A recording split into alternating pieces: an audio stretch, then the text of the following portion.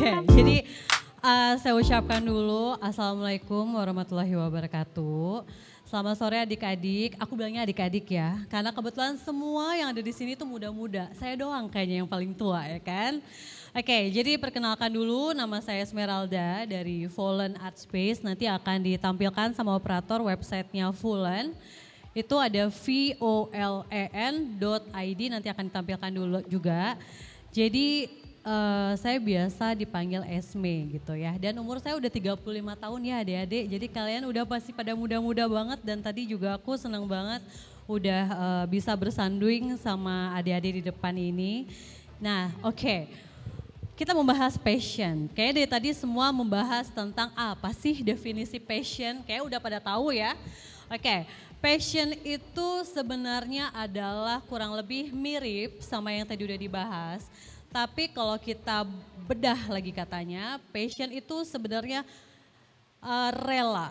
rela meluangkan waktu berjam-jam, rela gagal, pokoknya rela berkorban. Nah itu sebenarnya passion, sama halnya kalau dulu saya belajar.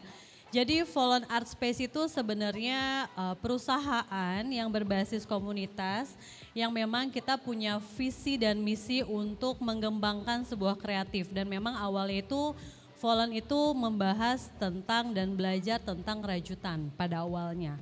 Terkesannya kuno, memang nggak banyak zaman dulu tuh nggak banyak yang suka rajutan karena terkesan kuno dan aneh. Karena kan orang maunya masak, cooking class atau misalnya merenda atau melukis. Tapi dulu saya memulai itu dengan merajut. Kalau zaman dulu banyak banget yang ngejek saya, aduh Esme merajut itu kayak nenek-nenek ya kayaknya. Dan kayaknya kamu ngapain main-main benang, itu gak usah gitu.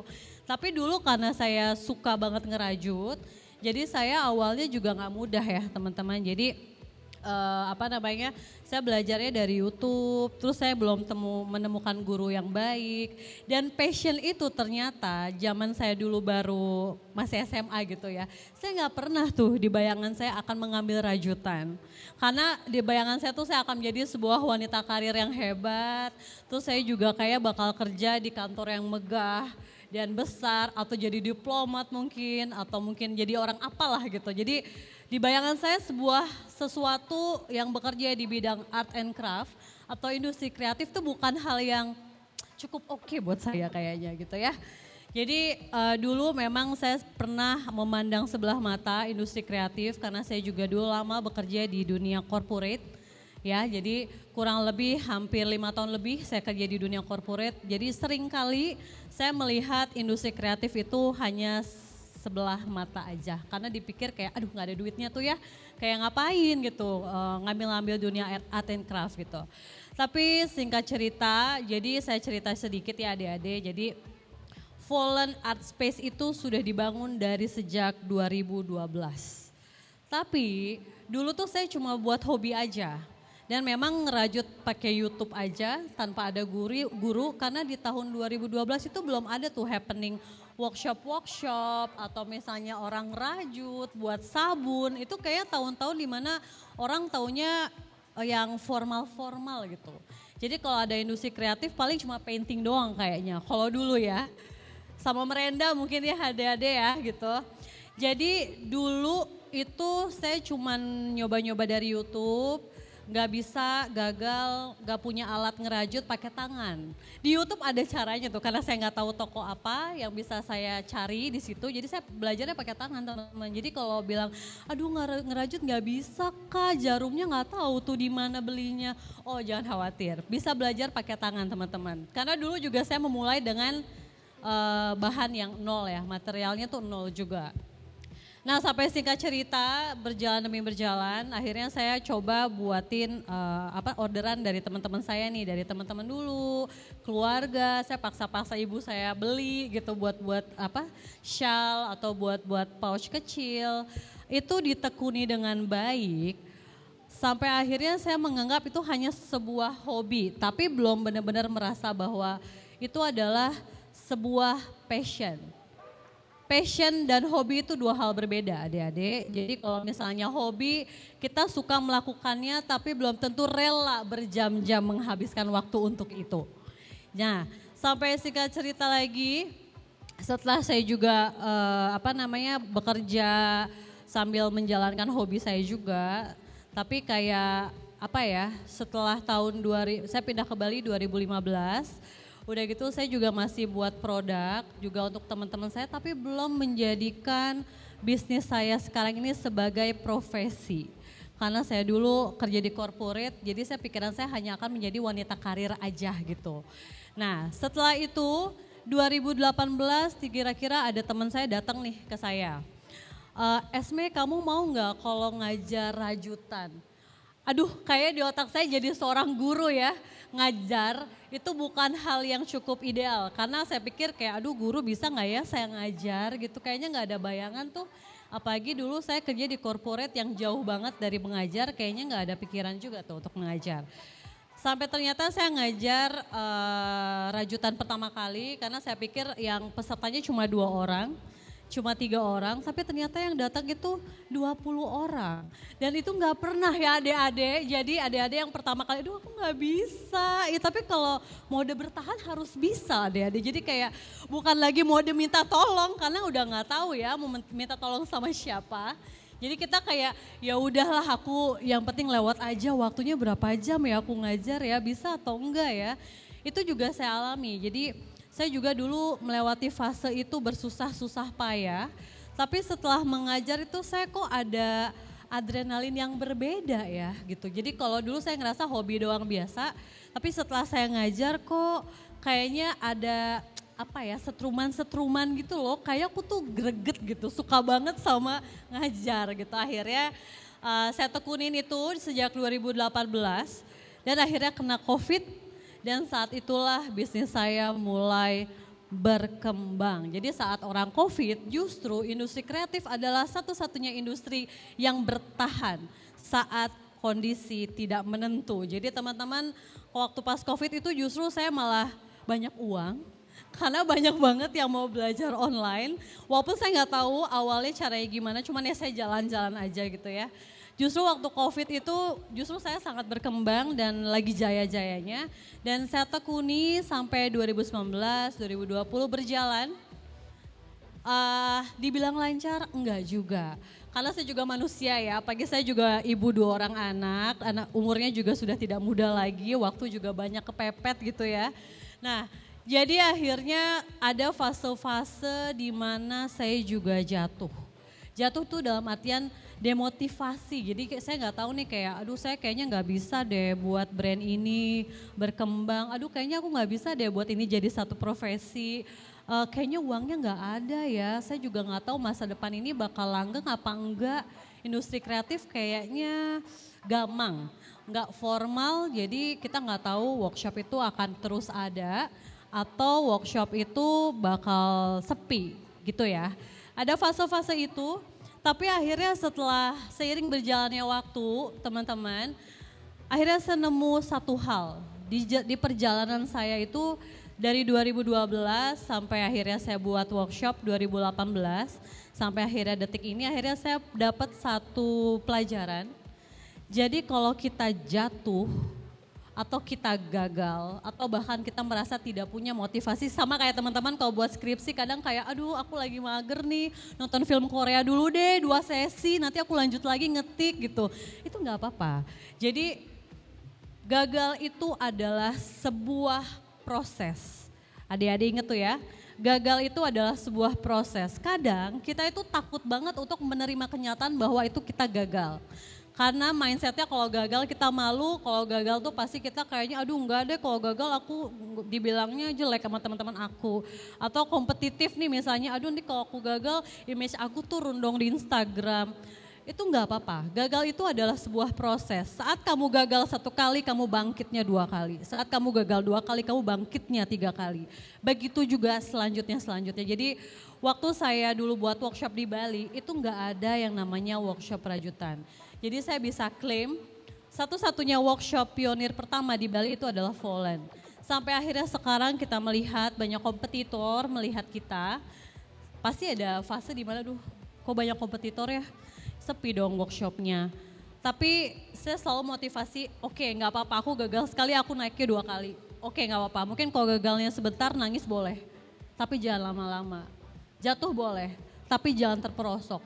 Motivasi diri kamu bahwa passion itu jangan pernah dipandang sebelah mata. Ternyata kalau kita tekuni itu berkali-kali, itu akan menjadi sebuah berkah. Karena itu kerasa ya, jadi dulu waktu saya masih ngajar sekali sendiri, ternyata saya tuh dipanggil dapat ada permintaan untuk workshop reguler. Jadi kayak banyak restoran atau kafe-kafe di Bali minta kita dibuatin workshop secara rutin. Surprise-nya adalah akhirnya kita bekerja sama banyak brand.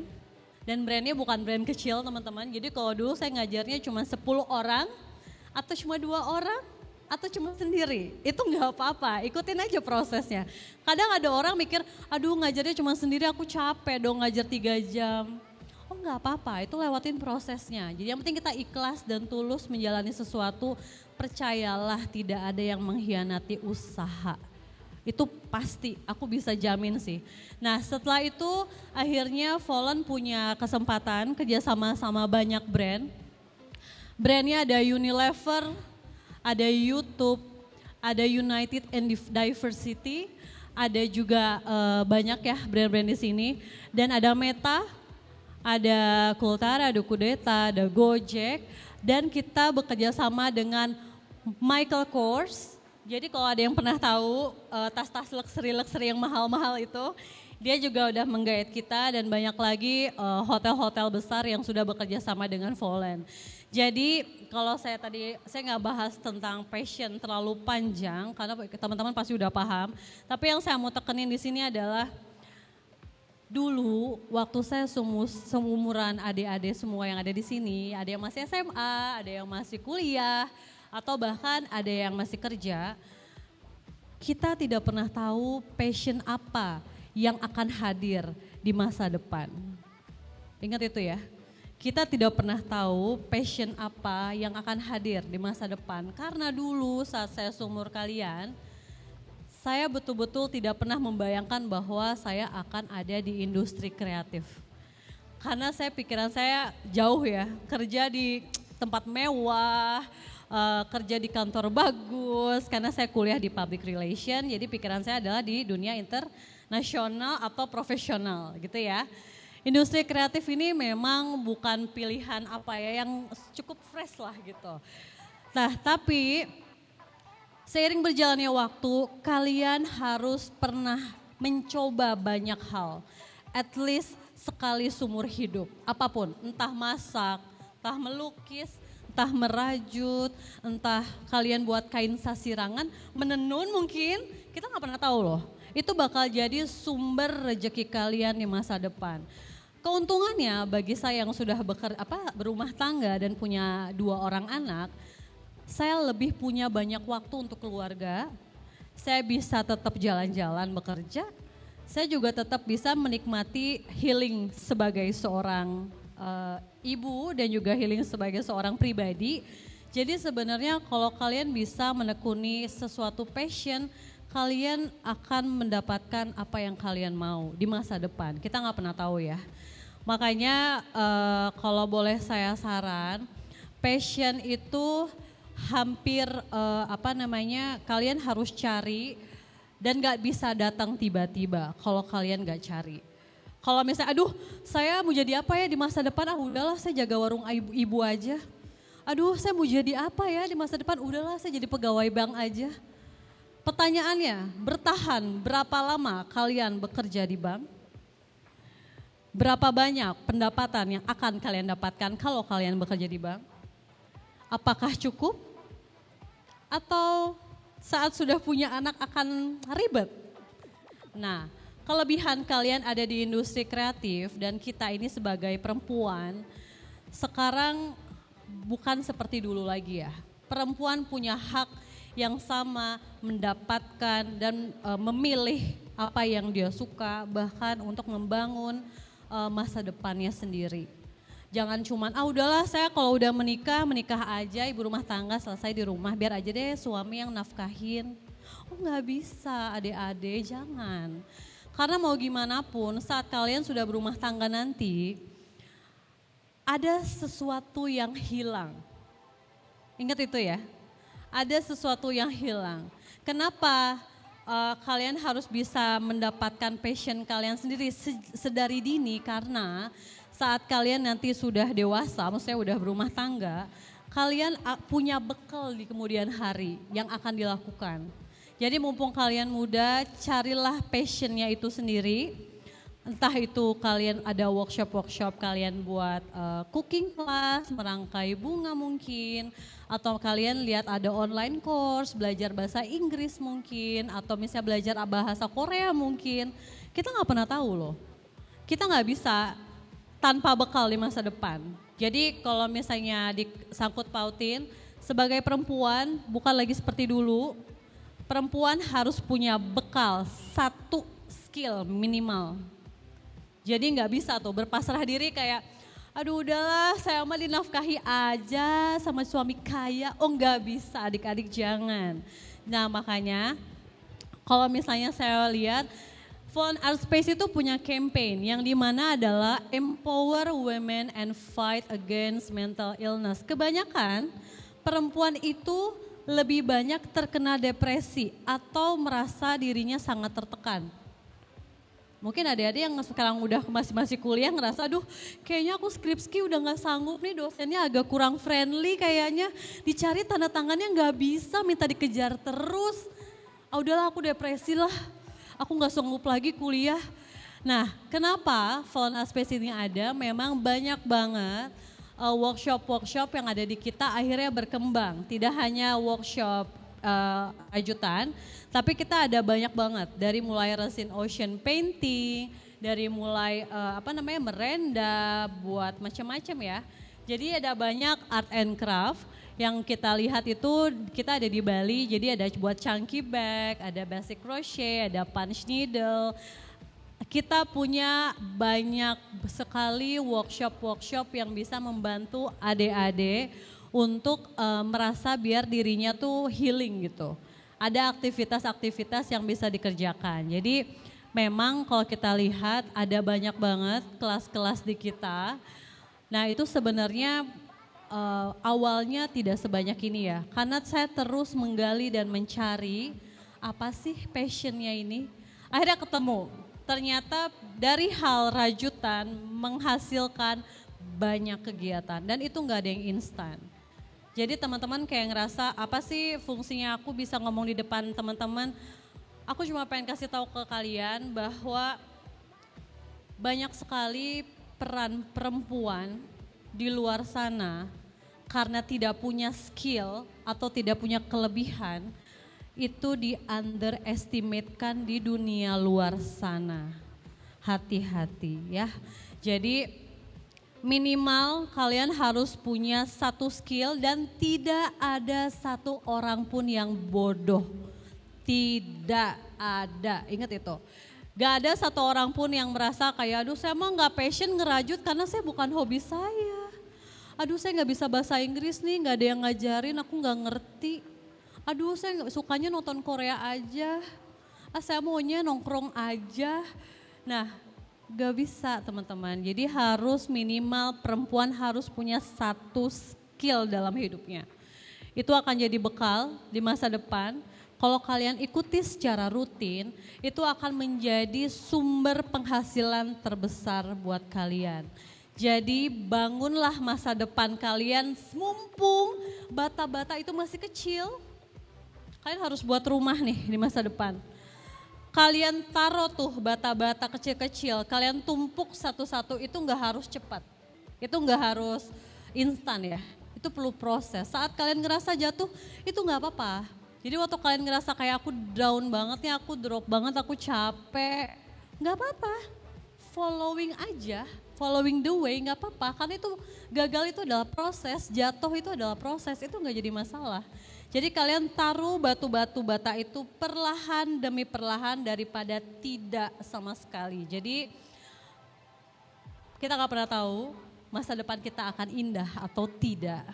Minimal kita sudah antisipasi itu dari sekarang. Karena kalau kita gak punya itu, nanti di masa depan kalian tidak punya bekal sama sekali.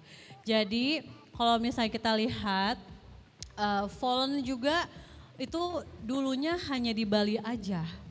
Pernah nggak kebayang bakal keluar Bali? Oh enggak, sama sekali kepikiran ngebayangin aja enggak. Jadi guru aja nggak kebayang apalagi keluar Bali, oh enggak, nggak pernah saya rencanakan kok. Tapi saya bukan tipe orang yang segala sesuatunya pakai strategic plan. Kalau teman-teman pemasaran, 5W1H, 5W1H. Atau misalnya SWOT pasti tahu ya. Sebenarnya tuh secara teoritikal itu oke. Tapi in reality di lapangan itu bisa berubah sedrastis mungkin. Teori dan lapangan itu kadang tidak pernah berjalan beriringan. Tapi dengan pemikiran yang cepat, execute, adaptasi, teachable, mau belajar, itu akan jadi lebih mudah saat kita menemukan kerikil-kerikil di perjalanan menuju itu. Jadi sampai singkat cerita saya juga bisa ke Jakarta sama brand Kiehl's skincare juga. Jadi ada banyak banget brand yang udah kerja sama kita juga. Kita dipanggil ke Jakarta dan juga kita juga dipanggil ke Surabaya sama brand-brand besar juga. Dan dipercaya untuk handle corporate workshop sampai 300 orang. Saya nggak pernah menyangka yang dulunya ngajar cuma 1 orang. Tiba-tiba jadi 300 orang. Yang mungkin dulu tim saya cuma saya aja. Tiba-tiba sekarang punya tim 50 orang. Jadi saya nggak pernah menyangka dalam hidup saya bahwa industri kreatif ini bisa menghidupi dan membangun masa depan saya jauh lebih terang. Jadi saya nggak pernah bayangin sama sekali. Jadi kalau adik-adik, aduh aku juga nggak tahu nih aku akan jadi apa ya di masa depan. Oh nggak apa-apa.